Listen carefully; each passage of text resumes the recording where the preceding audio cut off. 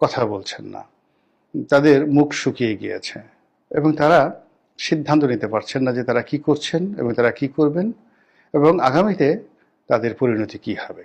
এই বিষয়গুলো নিয়ে তারা খুব বেশি আশাবাদী হতে পারছেন না, ফলে তাদের কর্মের আমি এখনো পর্যন্ত কোনো গতি দেখছি না। যিনি উজির আজমের পদে আছেন, প্রধান উপদেষ্টা ডক্টর মোহাম্মদ ইউনূস, তিনি একটি জগা খিচুড়ির সরকার চালাচ্ছেন। না বৈপ্লবিক সরকার, না গণ অভ্যুত্থানের সরকার, না গণবিস্ফোরণের সরকার, না সাংবিধানিক সরকার, না অসাংবিধানিক সরকার, না মার্শাল ল গভর্নমেন্ট, না মঈনুদ্দিন ফখরুদ্দিনের মতো সামরিক সরকার ব্যাকড গভর্নমেন্ট, কিছুই না। একটি হ-জ-ব-র-ল। এখানে তিনি আমেরিকার ওই সার্টিফিকেট পেয়েছেন, ইংল্যান্ডের ওই সার্টিফিকেট পেয়েছেন। আজ মাহাতির মোহাম্মদের দেশের মানুষ, প্রধানমন্ত্রী আনোয়ার ইব্রাহিম, তার সঙ্গে তার বন্ধুত্ব রয়েছে, তিনি ফোন দিয়েছেন। এ সকল খাজুরি আলাপ শুনে আমাদের কোনো লাভ হচ্ছে না। আমরা দেখতে চাচ্ছি যে তিনি আসলে সত্যিকার অর্থে রাষ্ট্রনায়ক হিসেবে কতটুকু সফলতা দেখাতে পারছেন। সেটি বলতে গেলে খুবই হতাশাজনক। তিনি বেশ কয়েকটি সাক্ষাৎকার দিয়েছেন এবং সব সাক্ষাৎকারগুলোতেই তিনি প্যাচ লাগিয়ে দিয়েছেন। তিনি অ্যাসোসিয়েট প্রেস ইন্ডিয়ার সঙ্গে একটি সাক্ষাৎকার দিয়েছেন এবং সেখানে ইন্ডিয়া বাংলাদেশ সম্পর্ক নিয়ে, শেখ হাসিনাকে নিয়ে, আওয়ামী লীগের রাজনীতি নিয়ে যে সকল কথাবার্তা বলেছেন খুবই আপত্তিকর, অরাজনৈতিক, উস্কানিমূলক।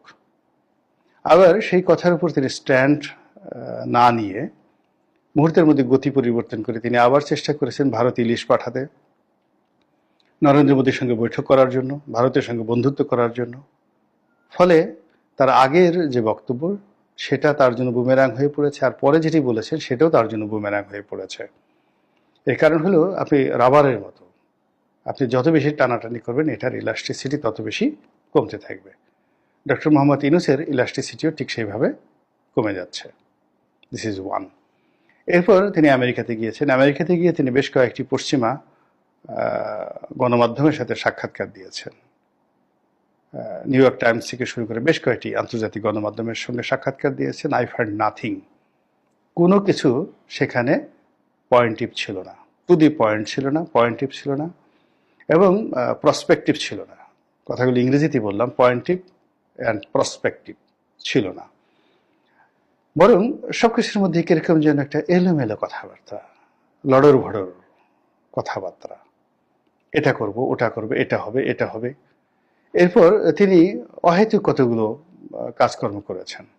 সমন্বয়কদের নিয়ে সেখানে গিয়েছেন, ক্লিনটন ফাউন্ডেশনের সঙ্গে একটা বৈঠক করেছেন, এটার সেখানে 3-0 নিয়ে কথা বলেছেন। এখন ক্লিনটন ফাউন্ডেশনের সঙ্গে বৈঠক করা, বিল ক্লিনটনের সঙ্গে একটা অনুষ্ঠান করা, সমন্বয়কদেরকে মঞ্চে উঠিয়ে আমেরিকার মাটিতে কথা বলা, বলেন তো বাংলাদেশে 2 পয়সার উপকার হবে? আমাদের ফেনীর বন্যার কোনো উপকার হবে? সাভারের আশুলিয়ার গার্মেন্টসগুলো যে বন্ধ হয়ে আছে, শ্রমিক অসন্তোষ চলছে, কোনো শ্রমিকের ঘরে যে চুলা জ্বলছে না, এবং এই শ্রমিক যারা বেতন পাচ্ছেন, অনেক শ্রমিক, একজন দুজন নয়, এমন একটা অবস্থা। আমি জাস্ট একটা উদাহরণ দিই। আমার একটা গার্মেন্টস ফ্যাক্টরি আছে, তার পেছনেই বার্স বাংলাদেশ নামক একটি গার্মেন্টস আছে, বেশ বড়, প্রায় 20,000 লোক চাকরি করে, অনেক পুরনো, না হলেও 30 বছরের পুরনো একটা গার্মেন্টস ফ্যাক্টরি। এখন ধরুন সেই গার্মেন্টস ফ্যাক্টরি গত 3 মাস ধরে তারা বেতন দিতে পারছে না। এত পুরনো একটা গার্মেন্টস 3 মাস ধরে বেতন দিতে পারছে না কেন? শেখ হাসিনার জন্য, ডক্টর ইউনূসের জন্য, আমাদের জন্য, অর্থনীতির জন্য। 30 বছর যাবৎ তারা চালিয়ে আসছে, এখন তারা পারছে না। শ্রমিকের সব রাস্তায়, এই 20,000 শ্রমিক তারা খাবে কি বলেন? এই 3 দিন 4 দিন 5 দিন পুরো রাস্তা তারা অবরোধ করে রাখলেও কিন্তু তাদের তো বেতন হলো না, বিকল্প চাকরি হলো না। এই লোকগুলো করবে কি? আপনি কোটার বিরোধী আন্দোলন করেছেন, তারপরে ক্ষমতায় বসেছেন, আপনার তো খাবারের কোনো সমস্যা হচ্ছে না। কিন্তু এই শ্রমিকদের জন্য যদি আপনি 10,000 মেট্রিক টন, 50,000 মেট্রিক টন চাল বরাদ্দ করতেন, যে ঠিক আছে বাবা, আমি রাষ্ট্রের পক্ষ থেকে এই বার্ডস এর যারা গার্মেন্টসের যারা বেতন পাচ্ছেন না 3 মাস ধরে, আমি তাদেরকে 1 বস্তা করে চাল দিলাম, 50 কেজি করে চাল দিলাম। তো আপনি তো সে কাজ করছেন না। সে কাজ না করে কি করলেন? বার্ডসের মালিককে গ্রেপ্তার করেছেন। মালিকের গ্রেপ্তার করার পর তো মালিক বেঁচে গেল। ব্যাংকের গুতানি খাচ্ছেন তিনি, শ্রমিকদের গুতানি খাচ্ছেন, তারপর বিদ্যুৎ বিভাগের, কেননা তিনি শুধুমাত্র শ্রমিকদের যে বেতন সেটা তো না, গিয়ে দেখেন গ্যাসের বিল দিতে পারেননি, বিদ্যুতের বিল দিতে পারেননি, আরো অনেক বিল তার বাকি আছে। তো এই যে ব্যবসা বাণিজ্যে অচল অবস্থা, এভাবে আশুলিয়ার বড় বড় আশুলিয়া, গাজীপুর, সাভার, হেমায়েতপুর এই সকল এলাকার বড় বড় ফ্যাক্টরি, এক একটাতে 10,000, 20,000, 50,000 লোক চাকরি করে। এই ফ্যাক্টরিগুলোতে শ্রমিক অসন্তোষ, এইগুলো নিয়ে আপনার কোনো মাথা ব্যথা নেই। আপনি 3-0 নিয়ে কাজ করছেন। 3-0-র 1 নম্বর জিরো কি? কোনো মানে বেকার লোক থাকবে না। আরে বাবা, আপনি ক্ষমতায় ঢোকার সাথে সাথে বেকারের সংখ্যা বাংলাদেশে না হলেও 5% বেড়ে গেল, সঙ্গে সঙ্গে 5% বেড়ে গেল। আপনি বাংলাদেশে বেকারের সংখ্যা বাড়িয়ে দিলেন 5%, আর সারা দুনিয়াতে গিয়ে আপনি লেকচার দিচ্ছেন যে আপনি সেই বেকার সমস্যার সমাধান করবেন, এটা জিরোতে নিয়ে আসবেন। 3-0, কোনো কর্মহীন লোক থাকবে না। এর মতো ঠাট্টা, এর মতো মস্কারা, এর মতো চুলকানি, এর মতো খাউজেনি এগুলো আছে বলেন? এই সমস্ত কি হচ্ছে? এই সমস্যাগুলো আপনাকে সমাধান করতে হবে। সমাধান করতে পারলে করেন, আর না হলে আসসালামু আলাইকুম, তাড়াতাড়ি চলে যান, 1 মিনিট দেরি করবেন না। এর কারণ হলো যে যত বেশি দেরি করবেন আপনার এই অযোগ্যতা তত বাড়তে থাকবে, আমরা তত বিপদে পড়বো, মুসিবতে পড়বো। যার যে কাজ তাকে সেই কাজ করা উচিত। কোকিলের কাজ কোকিল করবে, কাকের কাজ কাক করবে, তারপর গন্ডারের কাজ গন্ডার করবে, বাঘের কাজ বাঘ করবে, শিয়ালের কাজ শিয়াল করবে। আপনার কাজ হলো মাইক্রো ক্রেডিট নিয়ে কাজ করা। আপনার কাজ হলো সারা দুনিয়াতে মানুষকে স্বপ্ন দেখা, 3-0 নিয়ে গল্প করা। আপনার কাজ হলো অলিম্পিকের মশাল নিয়ে দৌড় দেওয়া। আপনার কাজ হলো নিকোলাই সার্কোজির সঙ্গে বসে কি করে অলিম্পিক যে কাজ।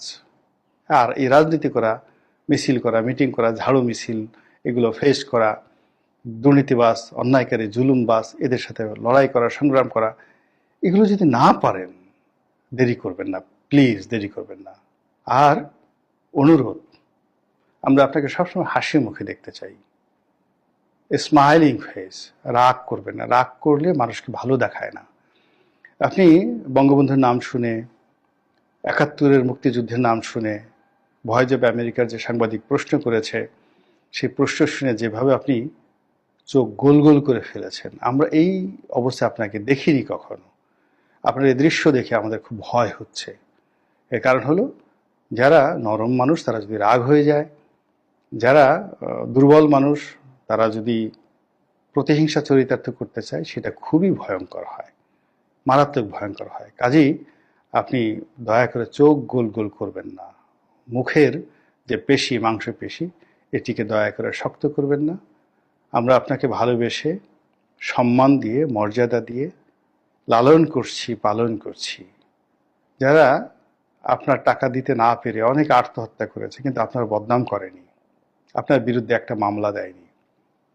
আপনার ম্যানেজাররা, গ্রামীণ ব্যাংকের কর্মকর্তারা লোন না পেয়ে অনেকের বাড়ি ঘর তছনছ করে ছেড়ে দিয়েছে, অনেকের পরিবার তছনছ করে ছেড়ে দিয়েছে, কিন্তু কেউ, কোনো পরিবেশবিদ, কোনো আইনজীবী, কেউ কখনো আপনার বিরুদ্ধে একটা মামলা করেনি।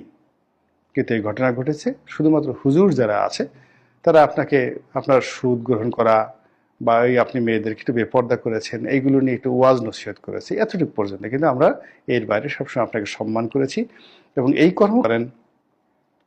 সারা দুনিয়া থেকে আপনি এই 3-0 থিওরি অনুযায়ী সবকিছু দূর করতে পারেন।